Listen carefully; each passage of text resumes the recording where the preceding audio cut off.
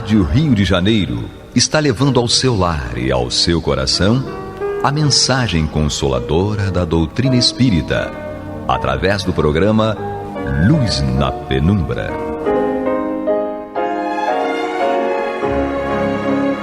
E agora com vocês, Bill Fabiano e Renato Souza, para comentar os textos da Revista Espírita de Allan Kardec no período de 1859 a 1869. Olá, prezados ouvintes da Rádio Rio de Janeiro, estamos de volta aqui para mais um Luz na Penumbra. Eu, Renato Souza, Bill Fabiano Cordeiro, meu parceiro aqui do lado, para a gente conversar um pouco mais aí sobre a Revista Espírita, ano ímpar.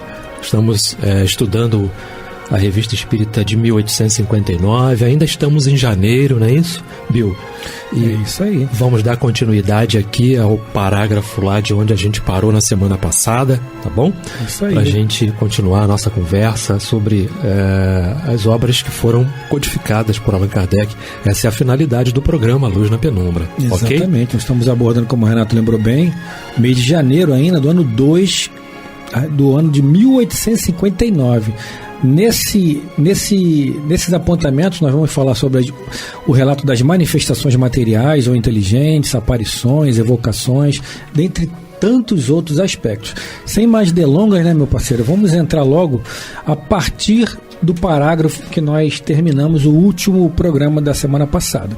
E diz o seguinte: os homens podem entrar em relação com os espíritos e receber comunicações diretas através da escrita, da palavra e por outros meios. A gente lembra aí dentro do livro dos médiuns, né, os vários tipos de mediunidade, né, Renato? Enfim, sim, que são vários meios de comunicação entre os espíritos. Quer falar alguma coisa ou vamos... Não, sim, vamos lá, vamos prosseguir. Vamos apontar, né? Vamos lá. Uhum. Estando os espíritos ao nosso lado, ou podendo, através de certos intermediários, que são os médiuns, atender ao nosso apelo, com eles podemos estabelecer comunicações continuadas, da mesma forma que um cego pode fazê-lo com as pessoas que não vê. E aí já é um apontamento que a gente pode fazer nesse finalzinho aqui, da mesma forma que um cego pode fazê-lo com as pessoas que não vê, né, Renato? É interessante ele colocar isso, porque nós, como médios, né, não que nós fiquemos em estado sonambúlico ali, né, a gente tem que estar sempre alerta, sempre atentos ao que os espíritos estão trazendo através da nossa mediunidade, porque o médium que não é vigilante nesse sentido, né, Renato, acaba deixando, como a gente trabalha numa casa espírita, sobretudo o nosso posto espírita de caridade Bezerra de Menezes. É uma casa que trabalha muito com o processo desobsessivo. Então, aqueles espíritos que adentram lá, né, Renato, muito enraizados no mal, muito revoltados ainda, com muito ódio, muito rancor. Imaginemos nós, médios, se não estivermos atentos para esse nível, para esse potencial que eles trazem com eles, que nós não conhecemos. Nós lidamos com espíritos ali de toda parte, né, Renato? Então, se a gente não tiver consciente daquilo que nós estamos fazendo, nós poderemos direcionar a nossa mediunidade para um lado muito negro. Não é isso, Renato? Sim, eles estão cegos pela ganância dos golpes que receberam, não é isso? Da vingança, do ódio, né? Eles estão cegos nesse sentido, mas nós não. Nós precisamos estar muito atentos e cegos nesse sentido que o Kardec coloca, não estarmos totalmente também deixando o nosso aparelho físico tomar conta da situação, mas fazermos uso da visão espiritual dos assistentes espirituais que nos acompanham naquele trabalho. Exatamente. Acompanhado, sem dúvida nenhuma, das orientações que eu já possuo naquele sentido, das orientações que eu já tenho, ou seja, de tudo aquilo que eu já angariei, dos esclarecimentos que eu já angariei, não é isso? Para poder estar diante de um trabalho de desobsessão, conforme acontece lá no Bezerra de Menezes, na nossa casa, conforme você citou, que é in loco, não é? Que é um trabalho in loco, desobsessão, ela é aberta, não é? Sim. E a gente precisa estar muito atento a essas questões ligadas à cegueira, não é? A manifestação espontânea, ela é necessária? Sim, ela é necessária. mas os espíritos fazem uso do nosso aparelho. Nós somos um instrumento, não é isso? E quanto melhor for esse instrumento, melhor o trabalho vai se desenvolver. Com certeza, né? E a gente vem falando sempre muito isso, né, Renato? Nas nossas palestras, até na rádio mesmo, e lá nas nossas colocações, lá o microfone do posto, a necessidade de se estudar, né, Renato? A gente não pode se apartar do estudo, sobretudo médiuns espíritas, que nós poderemos nos considerar médiuns espíritas, né? Labutamos numa seara espírita, então somos médiuns espíritas. Então nunca podemos nos apartar, né, Renato? Você pode até discordar comigo, de mim, aliás, mas da codificação, né, Renato? Sobretudo o livro dos médiuns, que é aquela diretriz para nós médiuns, não só a codificação, mas nós temos também conduta espírita, enfim, tantas obras aí, né, que nos colocam no prumo, né? O próprio André Luiz também com Desobsessão, que é uma obra sensacional, que nos mostra ali as diretrizes dentro de uma casa espírita, mas sobretudo, né, Renato, a codificação e, sem dúvida alguma, o livro dos médiuns, que é através do livro dos médiuns que você consegue enxergar ali como eu vou me portar, como eu vou proceder através de manifestação X, Y, não é isso, meu parceiro? Com certeza, precisamos estar muito bem pautados na codificação. Por enquanto, não é? Ela é muito pertinente, ligada à doutrina espírita, mas futuramente, né? E hoje a gente já encontra, né, Kardec sendo usado em várias situações aí, por aí afora. Mas precisamos estar pautados na codificação, não é? No Pentateuco. As obras auxiliares são importantes? Sim, muito importantes, porque vem corroborar. Vem corroborar e vem, de alguma forma, até esclarecer um pouco mais, né? Trazer a prática mais lúdica, né, do que o Kardec traz, de forma tão... Isso, e trazer a prática. E através de todas as vivências que o André Luiz, nosso carteiro do mundo espiritual, traz pra gente tantas e tantas situações, missionários da luz, né? Os mensageiros, não é isso? Obreiros da vida eterna. Você tem ali a prática, você vive a prática daquilo que você aprendeu, ou pelo menos teve algum contato da codificação aí elaborada por Allan Kardec. O próprio Nosso Lar, né, que foi a primeira obra espírita que eu li, né? Sei lá, na reencarnação passada. Já tem tanto tempo que eu não vou nem saber, não vou falar minha idade aqui para vocês. Mas o próprio Nosso Lar, né, que trouxe o despertar do André Luiz, pós-desencarne como André Luiz, né, como eu falei, são obras muito lúdicas que trazem, digamos, talvez não pudesse usar essa palavra, mas por falta de palavra melhor no meu vocabulário, traduzindo o que o Kardec coloca de forma mais categórica na codificação. Mais algum apontamento, Renato? Não, você colocou muito bem, mais uma vez, de acordo com o que a gente já pode aprender, né? Sim. De repente, aquela linguagem da nos dificultosa. Difícil até de entendimento, né? E hoje a gente tem várias oportunidades de pegar essas obras que agregam, né? E ter ali, de repente, uma visão melhor, mais apurada, uma visão mais à nossa época, não é? A nossa vivência, o que a gente vê acontecer realmente na casa espírita, não é? Diante de uma situação, e você entender melhor aquilo. Né? Exato. E a questão também, como eu citei aqui meu exemplo do André Luiz, Nosso Lar. Eu sempre fui inserido, no Renato sabe bem, dentro da doutrina, minha família toda, meus avós, meus tios, enfim. Mas quando eu li o Nosso Lar a primeira vez, quando ele falou o negócio de aeróbus, eu falei, meu Deus, isso é coisa meio ilusória aí, né? Então, às vezes nós mesmos espíritas, né, temos a dificuldade de entendimento de algumas situações, né, que diria pessoas que não são do meio espírita. Então, o André Luiz é sensacional, como o Renato colocou bem. São obras consideradas complementares, mas que, na verdade, são obras que a gente não pode descartar, né? Porque o Kardec veio abrir as portas, né, Renato? Através da codificação, Kardec não veio descobrir espiritismo, muito pelo contrário, ele veio organizar a doutrina, que tudo precisa de uma organização. E o Renato lembrou muito bem, outras doutrinas espiritualistas estão abraçando a codificação de Kardec. E isso se ampliará muito ainda, porque não há como você falar de uma doutrina espírita e uma doutrina espiritualista, né, Renato, sem ter Kardec como base. Sim. Sim, é muito necessário, né? Ele veio colocar nos livros, não é? Aquilo que já existia e que sempre existiu, não é? Aquilo que já existia. Então ele veio organizar, conforme você colocou, organizou tudo para que a gente pudesse ter um norte.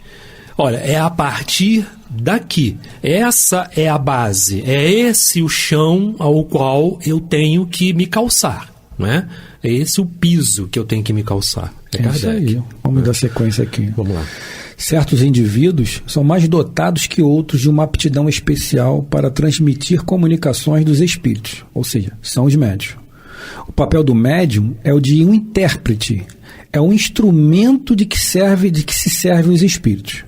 Esse instrumento pode ser mais ou menos perfeito do que resultam comunicações mais ou menos fáceis. Eu acho que a gente pode fazer um apontamento aqui, né, Renato? Voltando a falar na questão do estudo, né, que a gente sempre, eu e o Renato principalmente, a gente sempre bate muito nessa tecla, né, Renato? Falando com os médios lá, até no grupo nosso de WhatsApp, a necessidade, e o nosso grupo realmente está muito bem, né, nesse quesito, né, Renato? Estudando cada dia os livros da codificação, enfim.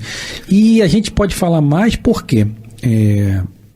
E a gente volta a lembrar aqui da história você lembrou bem do filme do Divaldo, aí voltando a falar no filme do Divaldo, quando ele ainda era jovem ali, né, naquela segunda fase do filme, né, como primeiro ele era menino, depois passou aquele outro ator, que eu não vou lembrar o nome aqui agora, mas enfim, quando ele aceitou uma palestra para fazer uma palestra em Aracaju, né, e as duas amigas dele se entreolharam e viram, vai dar problema.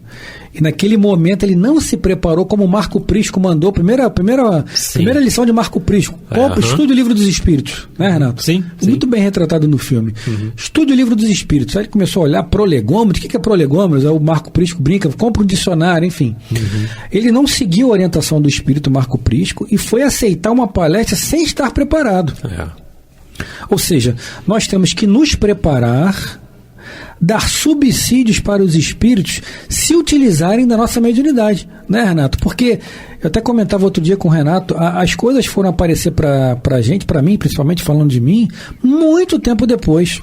A rádio, palestras e tudo mais, funções com maiores responsabilidades. O próprio André Luiz diz que a educação mediúnica só se completa 20 anos após você iniciar. Né? O André Luiz traz esse apontamento pra gente.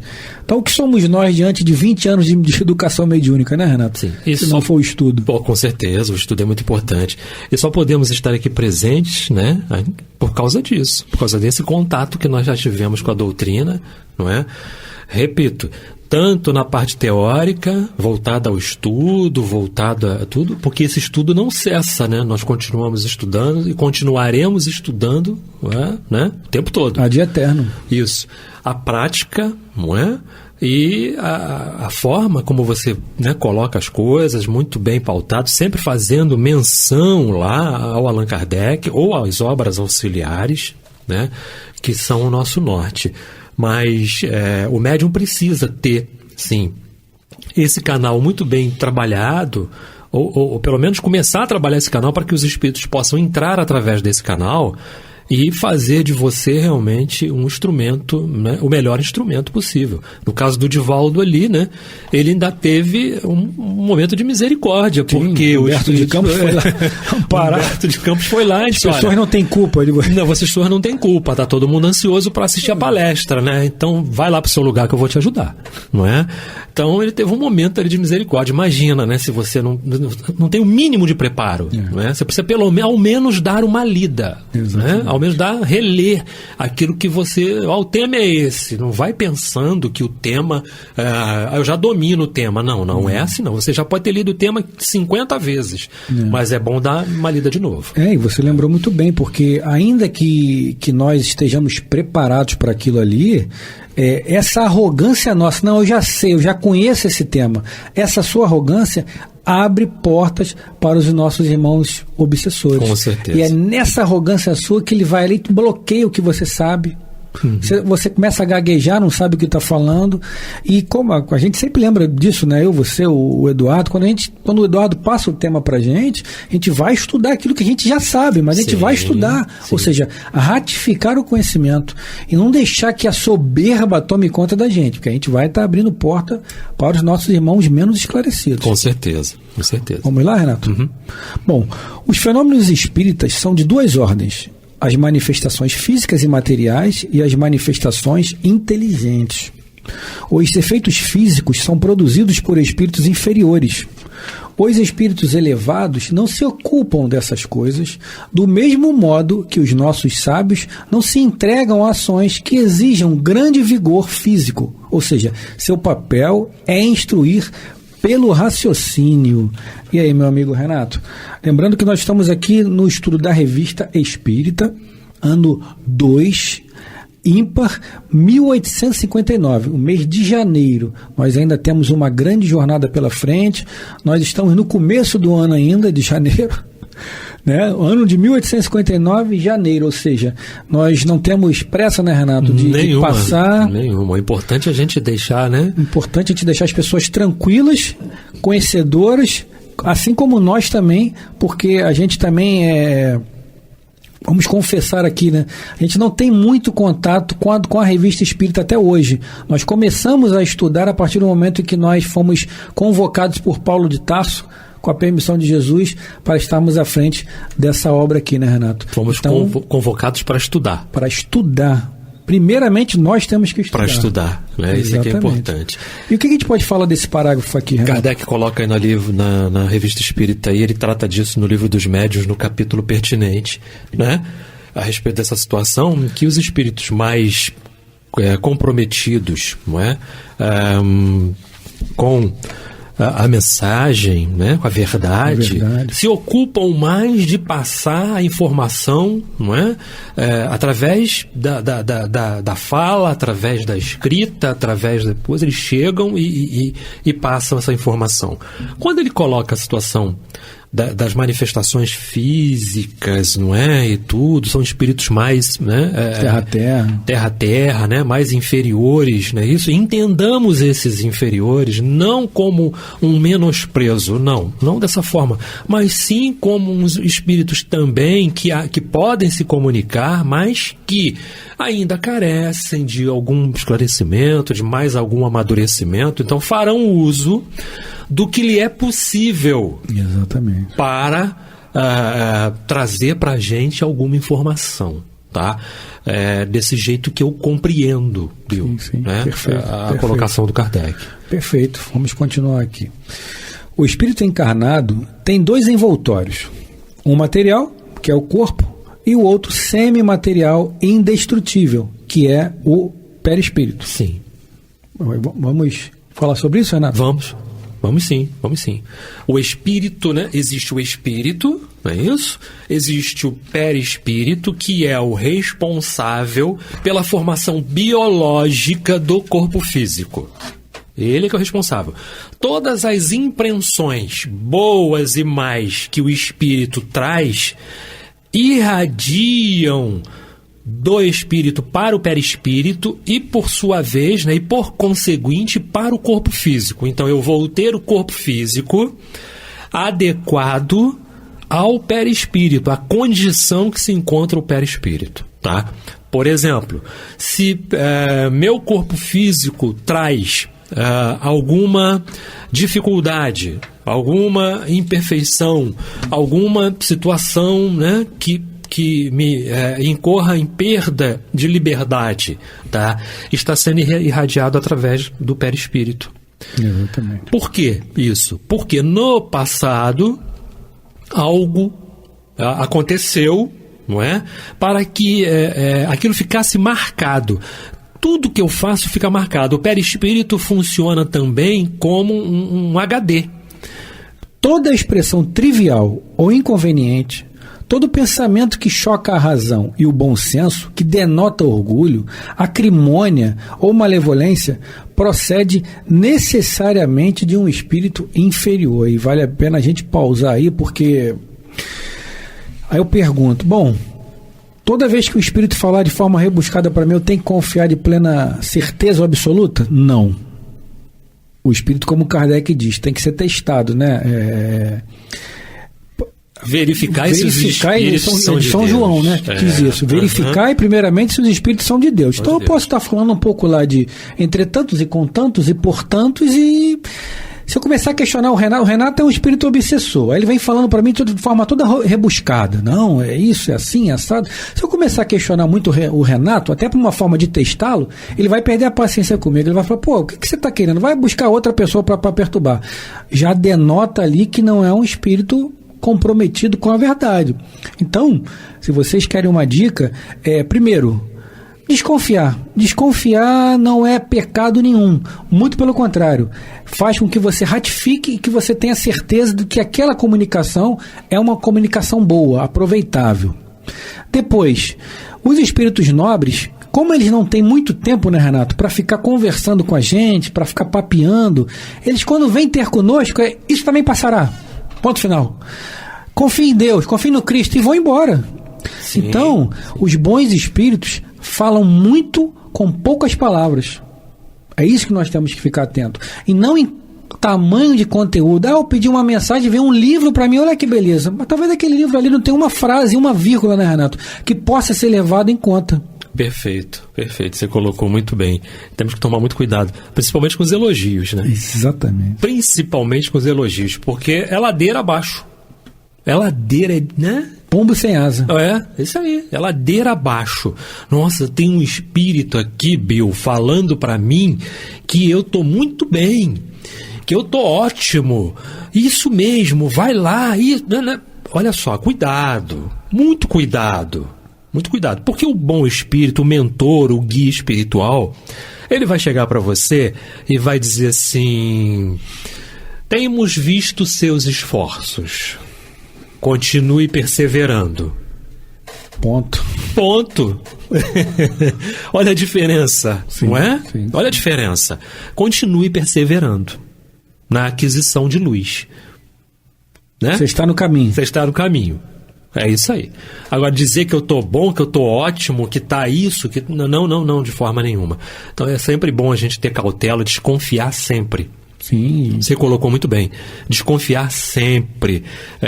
Vamos, né, desacreditar de 9 verdades, mas não vamos acreditar numa só mentira. Vários espíritos falaram isso. Eles colocam isso para a gente de uma forma muito clara. Sim, não é? Sim. O próprio Emmanuel falou para o Chico: o dia em que eu chegar para você e deixar uma mensagem, né, em que eu não cite Jesus e Kardec, você segue Jesus e Kardec. Exatamente. Você deixe de me seguir. Porque se eu algum dia não fizer alguma citação dessas duas passagens, é porque com certeza eu me desviei do caminho. Exatamente. Eu me desviei. Então eu preciso me prestar atenção, muita atenção nisso, né? E Emmanuel, em todas as obras, né, muito bem pautado, não é? Muito bem pautado no Evangelho sempre, através de toda a sua vivência há 2000 anos, lá como Públio Lentulus. Sim. Né? 50 anos depois como Nestório, não é? Tantas e tantas outras passagens, ele sempre muito bem pautado, e todas as dissertações que ele fez para o Chico no Fonte Viva, no Pão Nosso, passagens retiradas, né, da Bíblia, né, do Evangelho, e tudo muito bem comentado, muito bem pautado, não é? À luz realmente do Evangelho, como tem que ser. Não é? Exatamente. Como tem que ser, sem dúvida. Sempre junto de Jesus, por Jesus, com Jesus, sempre buscando a verdade dentro daquilo que nós acreditamos, ou seja, nós somos espíritas, acreditamos na codificação de Kardec. Mas ainda assim, o próprio Kardec disse, se lá na frente tudo aquilo que os espíritos estão dizendo for contrário ao que a ciência mostrar, acredita na ciência. Ou seja, é uma filosofia realmente, e é uma codificação racional. Sim. É isso? Chegamos ao final? Chegamos ao final de mais um. Passa rápido. Final, muito rápido, não dá nem pra gente piscar aqui. É isso, pessoal. Agradecemos a presença de todos. Revista Espírita, ano 2, 1859, nós estamos no mês de janeiro.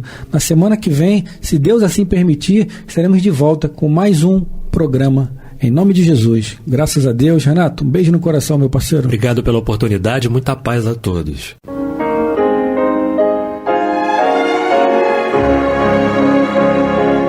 E vamos ouvir agora a prece de encerramento de nosso programa, na voz de Geraldo de Aquino. Jesus, dá-nos coragem para a luta, piedade para os insultos e misericórdia para as injustiças e ingratidões.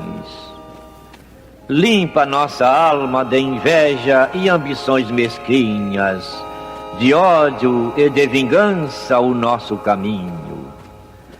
E que dentro em pouco, ao recolher-nos de novo ao calor do nosso leito, para que o sono nos dê a paz e o esquecimento das tristezas humanas, possamos sentir, Senhor, no mais íntimo de nosso ser, a doçura indefinível do Teu amor e a grandeza incomparável da Tua divina presença. Que assim seja.